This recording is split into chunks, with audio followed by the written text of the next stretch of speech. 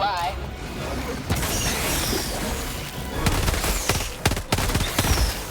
Many Helldivers ask themselves the same question every second Thursday of the month: what are the best items in the new Warbond? So let's dive into the good, the bad and the ugly in this review, kicking it off with the 60-second highlights. Polar Patriots is an Arctic themed warbond following the familiar package, including 3 new armor sets: the Arctic Ranger light armor with the Scout passive, the Kodiak heavy armor with the Fortified passive, and the Winter Warrior armor, another heavy one but with the servo assisted passive. 3 new primary weapons: the Tenderizer assault rifle, the Pummeler SMG and the Purifier energy based rifle. For utilities we have a new pistol, the Verdict pistol, the Incendiary Grenade and the Motivational Shocks booster. Wrapping it all up are new player cards, capes and emotes. Okay, enough foreplay, let's dive into the weapons, starting off with the AR-61 Tenderizer, the latest addition to the assault rifle category. Right off the bat, this is your typical assault rifle, meaning that it can easily deal with scavengers, warriors and troopers, but will immediately start having issues with some medium tier enemies and be useless against high tier ones. I don't notice a big difference with its categorical siblings, but there are a few things worth mentioning. With an adjustable fire rate and scope magnification, this weapon can suit a lot of personal preferences in use. At the time of release you get 10 magazines, giving you a nice amount of ammo, but seeing that you need 1 or 1 and a partial one to deal with a single spewer, brute commander or devastator, this will see you burning through them in no time. Especially larger waves from mission level 6 and up will require frequent reloading. Damage wise, the Tenderizer falls within the margins you'll see when comparing it to all the other assault rifles. So I've tested this weapon for a couple of hours against Terminates and automatons, and with both factions I always get the feeling in the middle of the fray that I wish I had something dealing more damage or with a larger magazine. At least that's what it feels like to me, because depending from case to case it just takes too long to dispense of groups and patrols. I need to say it's not my intent to be negative about this weapon, but when I look at this rifle and all the other assault rifles, I cannot discover any major reason to pick this one over some of the others. I suggest only unlocking this weapon if you're a fan of the category or the looks of this weapon, because performance wise it's pretty much the same or very similar to other assault rifles. Onto the SMG-72 Pummeler, which is the newest submachine gun. Now most people I talk to in-game never really use an SMG, and until now there was only actually one choice unless you purchased the Super Citizen Edition. So how is this Pummeler supposed to differentiate itself from the other 2 SMGs? Well, I guess that should be the stagger effect, which is nice to have against both Terminates and automatons. I paired it with the ballistic shield against bots and it works reasonably well in a sense that you get to beat a heavy devastator at its own game, which is very nice. But the Pummeler isn't going to help you out with tougher enemies. You can burn through your ammo pretty quickly, since it does take quite a few shots to kill certain enemies, especially something like spewers, brute commanders, and then you'll notice that the stagger effect is not as great as the AR-21C assault rifle. And yeah, I just mentioned assault rifles in general not being the best, but if I'd have to choose a favorite, then it would be that one because of the stagger effect. The stagger is enough on the Pummeler to stop enemies from calling in reinforcements, which I've always find very satisfying, but the lower rate of fire won't be the best in class against large groups. I do think it's a cool weapon, and you'll probably use it best during missions where you have to carry those SSDDs, or if you want to go full breacher with a ballistic shield against automatons.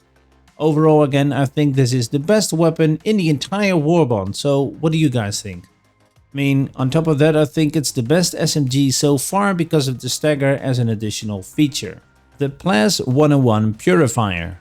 Alright, so this weapon is pretty much a variant of the Plas 1 Scorcher, with the difference of this weapon having 25% more damage. It's medium armor penetrating, but you also have to charge up every shot you fire, just like the Arc Thrower and the Arc Blitzer. Now it also has a very useful stagger effect against medium tier enemies such as Devastators, and you can just comfortably at range take out an entire group of Devastators. The charge up trade, however, is something I really want you to keep in mind, because the Scorcher will deal instant damage, and here you have to wait and kind of plan your shot in advance the more hectic things become. I found that especially against Terminids, this weapon is performing not that great, since you often have to deal with large groups of scavengers or something larger coming straight at you, and while the arc thrower will allow for some leniency when aiming because, you know, it'll automatically connect with enemies and jump from one to the other, this weapon will just miss and only hit one.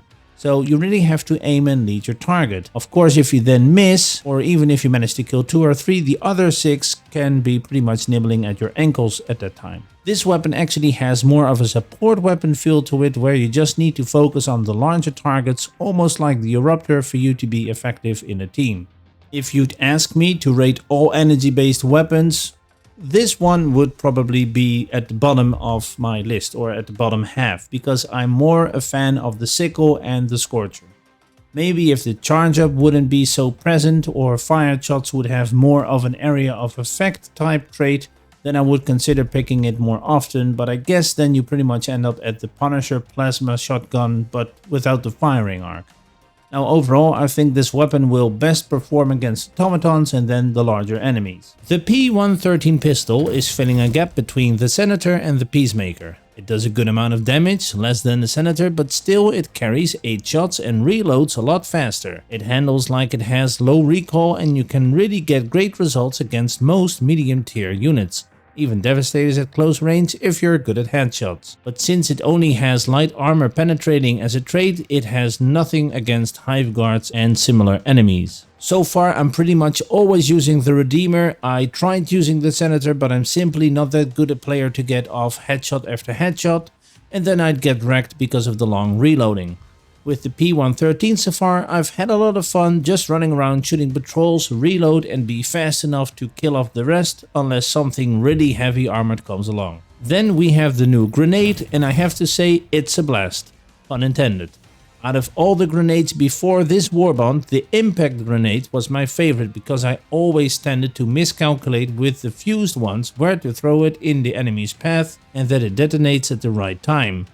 Then on the other hand, especially against Terminids, the incendiary grenades, Napalm Strike and the incendiary breaker are very effective to use, and this fits in perfectly. For me, it's an upgraded incendiary grenade because it detonates on impact, making it easier to place that fairy blanket right where you want it. The blast itself, however, is considerably weaker, so you need a couple of hits on larger enemies for it to die from the explosive blast alone. Do you feel these new weapons are a good addition to the game? Also, let me know if there's something in particular I can help answer about this Warbond's contents, or in general about Helldivers 2. I hope to have given you some solid info on the Polar Patriots Warbond and provided some insights in what you might want to unlock or avoid. If you've enjoyed the video, give it a thumbs up for support and consider subscribing to the channel to get notified for my upcoming content. For now, thanks for watching and see you next time. Countdown initiated. Extraction complete. Pelican 1 beginning ascent.